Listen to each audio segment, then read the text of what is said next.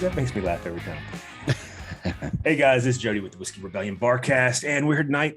Guess what? We're going camping tomorrow, so we want to do a campfire theme. Like, what would you drink on a campfire? But before we go there, did you guys watch the NASCAR event this weekend? Man, that was on fire. Did you see that Brandon won? Let's go, Brandon. Let's go, Brandon. I think we ought to all be celebrating that all the time, every day. Let's go, Brandon. I hate that I understand this reference. But I don't know Brandon's last name, but by God, let's go, Brandon. Anyway, guys, how's everybody doing? I hate that I know this reference. And you're English. And then you guys are probably going like, hey, look, we don't even know what NASCAR is, but hell, let's go, Brandon. Of course I know what NASCAR is. But anyway, no, on a real note, guys, outside of let's go, Brandon, what do you guys like? Let's talk about campfires. Like, it looks like Rob's at a campfire right now. I just know he's outside chilling in his backyard. But what do y'all have a go-to campfire drink? Do you have a certain taste, a palate that you want? Well, don't everybody talk at once. We don't get a whole lot of opportunities to do campfires, but when we get our little fake winters and I light up the fire pit, or me and the Jeep crew, we go out in the Everglades and have a fire. You're looking for that Brian Landry guy? Is that what you're doing? I take my infinity bottle with me, with a good mix of stuff in it. So, it's something that's warm, helps with the mosquitoes that are like the size of bees. Wait a minute, time out here. Are you teaching me some science here that allegedly alcohol helps with mosquitoes? Well, when you're buzzed enough, you don't notice them as much. Oh, okay. So it actually helps with pain tolerance. Sounds like science to me. Sounds like science to me. All right, Dr. Fauci, keep on. Yeah. So I like my infinity bottle. Like I said, I have some good mixes, some Michter stuff in here as well. And people are very interested as to what I bring. Like Rob, I bring a couple of cigars out there and just have a good time with it. Same when we have our little fake winters and I can actually light up the fire pit here. So nice, yeah. Nice. Wish I could do cigars, because a cigar would be nice by a fire if I could tolerate smoke and wasn't allergic to it. But hey, let's move on to somebody else. So I'll say, I'm kind of like Billy, here in Arizona. Why did we let the two people from the two hottest places go first? That seems like a novel idea. Yeah. But lighting up, doing a whole lot of campfires is not a move here. Now, granted, we've had so much rain this year, you probably could. But for me, I'm similar to Billy. I like the fire pit in the back. And I think we talked about on one of the recent previous shows. I think for me, I'd go probably a rye, nice spicy rye. Something with a cigar. We were referencing cold weather and by like a fireplace, but I can understand that. Yeah. Mm-hmm. All right, let's go to somebody that might have some like weather. Well, we got weather in Tennessee. Yep. But I want to, just go to anybody. I was going to go next. I think for me, the first thing I think of is usually Long Branch, actually, to sit by a fire. And it is also one of the few times that I really think about wanting to smoke a cigar. And you guys know I smoke like maybe 3 cigars in a year or something like that. But if I'm sitting by a campfire or a fire pit, yeah, I know that's when I would really want one, sitting there enjoying, feeling the warmth of the fire, especially as it gets cooler, and that to sit out there. If you're going to be out there a while drinking anyway, it's like a perfect time. So like I would think of something like Long Branch for a whiskey. Oftentimes I do also want a scotch. I'll like a peated scotch because it's smoky, and combining the smokiness of that, or even look at Mark's face, or an unpeated scotch is fine too. Like Glenmorangie or something like that would be a nice one that would be easy to find. I like scotch and whiskey by a fire with a smoke, and especially important because I may not care as much, especially if I'm smoking a cigar, because I won't taste anything anyway. Like it's a perfect time to try, something you may not think you like. So that's my palate, absolutely. But anyway, go ahead. I dig it. Rob, were you getting ready to say something? Yeah, I'm just a suburban guy, man. I am not a guy that likes to go out camping. So being around a campfire is probably not my thing. You know, I got friends who have some fire pits. We'll go sit by the fire pits every once in a while. My boys who have cabins up in the woods, you know, I've done a few weekends up there, but they're not bourbon guys. They're not whiskey guys. They're like Miller Lite, PBRs, and Mick Ultras around the fire. Which Fireball. no, they don't even have the Fireball. All right, hold on a second. Since David's going to sit in for Jack today, I'll go ahead and mute him.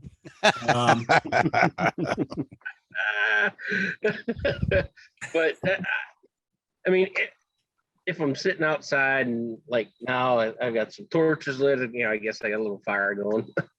But I'm looking for something probably a little higher proof, a little more warming. You know, it is getting a little chillier. I think it's only like 68 degrees right now here in Pittsburgh, which it's supposed to go down to like 60. So we'll see. Maybe once we get into a little later in October here, I've talked about getting a fire pit, but we'll see what happens. Cool. You come share mine, man. Well, I'm curious what they do. I mean, you guys don't really have trees, but over in England, what do you guys like? Do you just burn stones or charcoal? What do you guys burn? You're trying to say that England doesn't have trees. They have some of the best landscapes in the world, man. Some of the best countryside in the world. Look, Charles Dickens. It's I'm just going from the book. Okay. I gotta side with you on this one. Not all flat. It's not Jody, all I don't know what the hell you're talking about. England's green and pleasant lands is a line in Jerusalem. I'll have you know. Anyway, I mean, we do get a steep variation in weather. It's been a very long time since I've been camping proper. Much the same as a lot of the guys that I've already spoken. I do have. I've got a couple of fire pits in 2 different areas of the garden, and when I'm out there, it's usually something high rye, like a rye whiskey or a high rye bourbon, or something higher proof, just to warm from the inside as well as the outside. The only time I really smoke a cigar, I may be same as David, like maybe 3 a year on specific occasions. But the only time that I do smoke a cigar when it's not an occasion is when a very good friend sends me a pack of spectacular sticks. Thank you, Mark. I've got one left. I'm saving it, brother. I'm saving it. Got one left. How many did you send? 5. 5 or I can't remember. There was lots of stickers. Yeah, lots of stickers. Yeah. Wait, tell me here. You got some stickers from where? Were any of them from Fine Ash? I can't. Did I put a Fine Ash in there? I don't remember if I had. No. Cigar Daily and the rest of them were Drew Estate. Okay.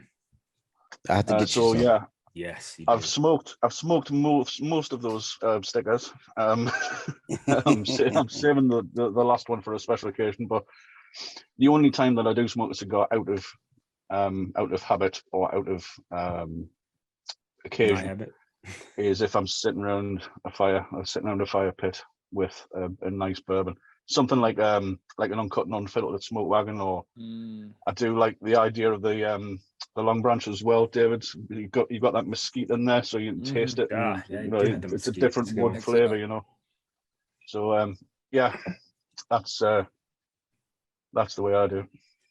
All right, John. Since we have a bunch of non-campers, please tell me you're somebody that participates in the outdoors, and you've had a bourbon or two by a campfire and go with it.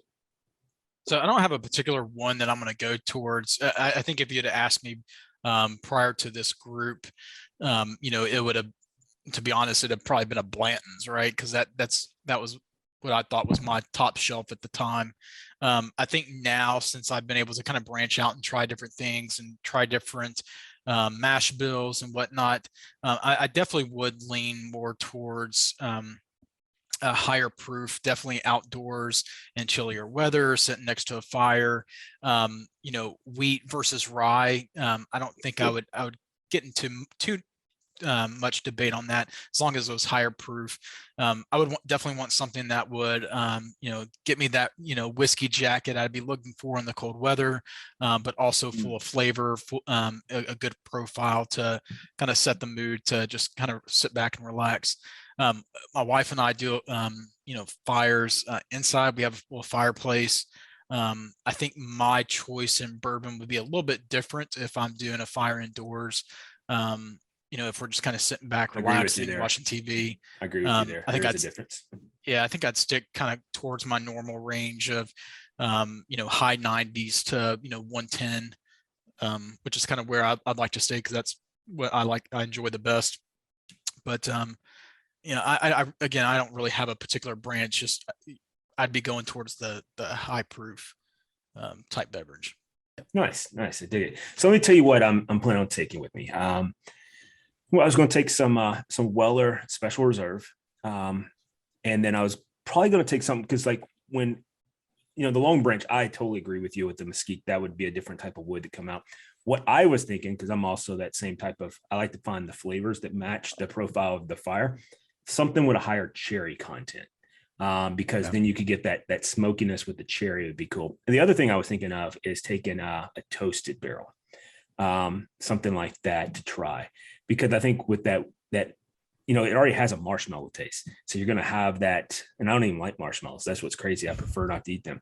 But if you have that marshmallow taste that goes, or smell and taste that you're going to get on your palate, plus the smokiness that's out there, I think that would add nice conversation because I'm not the only adult going, so there's going to be another dude out there and of course the boys and all that stuff. And then we're going to have a good time. And that's what the whole premise of it is to get out in the nature with the kids and all that stuff.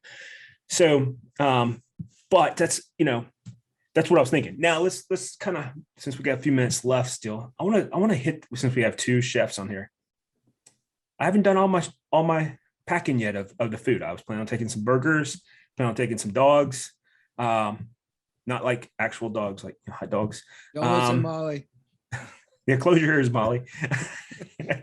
But so I was thinking about taking that. I was going to take some breakfast food, some bacon and some sausage and stuff like that, because I have a Blackstone cooking on and all of this. But what would you guys, the two chefs, is there anything you guys would like go, you know what, if I'm going camping, this got to be my must go to? Some kind of potato products. Potato products, great. Yep, I agree with you. If you even want to slice them up, but potatoes will oxidize. So, I mean, you can take it if you got your food packed properly, maybe like some fingerling potatoes or something like that. Good, hearty camping food. Nice. You can have it in the morning, you can have it at night, and it'll definitely carry you through your day, Yeah, what about some peppers? How do you feel about those? Yeah, peppers, onions, absolutely. And if you're taking sausage, it's almost a must. No, I'm with you. I was just asking. Yeah. You take your onions, your peppers, potatoes, sausage, all in one pot. Or if you had a cast iron that you're taking your black top. But listen, all you got to do is throw all that stuff together, some Cafe 305 Mommy Spice rub, and you're done. Absolutely. Just don't take any salad, dude. We're not doing a plug for anybody here. So Billy's always doing a plug. All right, what about Rob? I'm building the brand. I'm always busy. So Rob, I know you don't go camping and all that, but you've worked at some camps before. I have been running a summer camp. That's what I just said. I knew you've been working at some camps. Summer. So one of the things that we do for we allow the week-long campers to do, they get one meal, they get to go cook over fires. So we give them all the stuff to build what we call a hobo pack. So we'll slice potatoes, we'll cook potatoes, slice them down. We'll give them potatoes and onions and peppers, any other vegetable, mushrooms, whatever they want. A cooked protein. So maybe ground beef. It could be skirt steak that's julienne down, cooked like medium rare or something. Maybe some chicken or some sausage. And they wrap it up with butter or oil inside of heavy duty foil. You got to use heavy duty foil. Absolutely. You fold it up, close it up, you throw it right into the coals. Let it cook right in the coals of the campfire. Absolutely. I dig it. Personally, are you hungry yet? I am, and I'm gonna do that on the fire pit. Yeah, I'm thinking of Oh, like you can do putting it the fire pit barbecue, on right now. you put a fire, you got coal. You can throw it in on a charcoal grill if you know, top of a charcoal grill. But yeah, we do a lot of that. They got these things called You ever heard of mountain pies? It sounds dirty, Tennessee. but go ahead. I'm scared to say. No, it's not that. It's not bad. It's a big a cast iron thing that closes down, and it has you put 2 slices of bread into it, and these kids they could do sweet, they could do savory, put some pizza sauce, some pepperoni, and some cheese, 2 slices of bread, they clamp it down, it seals it, you throw that into the fire, this cast iron mold, and it cooks in there for like 5 minutes, and they pull them out, they got these brown. So it's a Mountain It's press. what we Okay. what we would call a toasty machine. So it's a toasty, like a toasted sandwich, sealed toasted Well, sandwich. see, unfortunately, I have a press for my Blackstone that I could just do the exact same thing. I'll drink to that. Yep. Yeah. All right. Possible. Well, we hit all of the major things. Any alibis that I missed? Did anybody? I was watching. I don't know. I'm sure everybody's heard of Wu-Tang Clan. So on coming at you. Hulu, Hulu's doing this series on Wu-Tang, and Yes. today, as it was coming on, Old Forester is advertising. Oh, Old Forester is. Well, I've actually seen Yellowstone advertising recently too. Really? Yeah. Yeah. And really outside of print, I've seen Maker's Mark Yeah. do stuff in print, and actually I think it was about a month ago, I seen Bullet with a billboard on the side of the highway. Mm-hmm. I was like, it's coming up to Christmas, Billy. So a lot of the peddling the bottles for Christmas, aren't they? Yeah. Really? So starting to and see. I guess that's what it is, because normally, they stay away. You don't see cigar makers doing that outside of, The cigar mag. cigar aficionado. No, it's not true. I've Right. seen them in the bathroom stalls before. Those little things. Well, Yeah, But, if you're you know, smoking. It was right beside DUI Mike. well, because listen, these certain items, first of all, would be considered luxury items, so they're going after a certain crowd. But companies are very, leery about what they let advertise on their channels or just before a certain show. Right. So it was nice to see, actually. I thought it was kind of cool. If you watched any of the ALDS, NLDS on TBS or TNT, Evan Williams is their 1783 single barrel. They're advertising crap out of that on Major League Baseball right now. Wow. Okay. It's cool that we're seeing the industry pick up more commercial time. Because I remember when it was all just print, like you would see Maker's Mark in a magazine, probably like, for example, Men's Health or something like that, or the world famous Playboy, or, whatever it might be. And of course, you'd always see Jack Daniels in some type of, And this has always been out there. that was probably Hustler or something like that, some type of crappy magazine. The Murag. Yeah. Maybe the Nashville scene, it was there. I don't know. It was definitely in something that people don't read. I don't even know if that magazine is that. What is it? The Robert Report? Rob Report. Yeah, Rob Report. Yeah. Rob Magazine. Yep. They would advertise in there every once in a while. Okay. I'm gonna leave you with this. What about Hennessy? Is it only in Ebony magazine? No. No, Okay. actually, no. I'm just asking because that's a fair question. No. I've never seen it. I understand that. Actually, Hennessy is actually going after bigger celebrities. Yeah. Hennessy is paying Nas, I think, something like $13 million. Yeah, they're going for an older demographic now. Yeah, more sophisticated. Yeah. And the stuff. But that's still a young whiskey, though.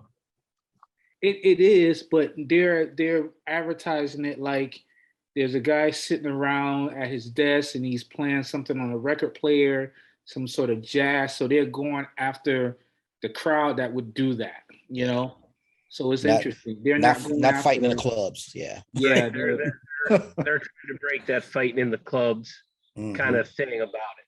Yeah. Which is good. It's a good marketing move. Yeah. Absolutely. Well, I dig it. I dig it a lot. All right, guys. Well, as always, been fun. And I appreciate you guys helping me out in my bourbon selection. for the campfire and the camping and all of that. And you know, at the end of the day, it's all about let's go Brandon. So guys, always fun. Let's keep it real. Peace out. What's your name? What? What is your name? Tony!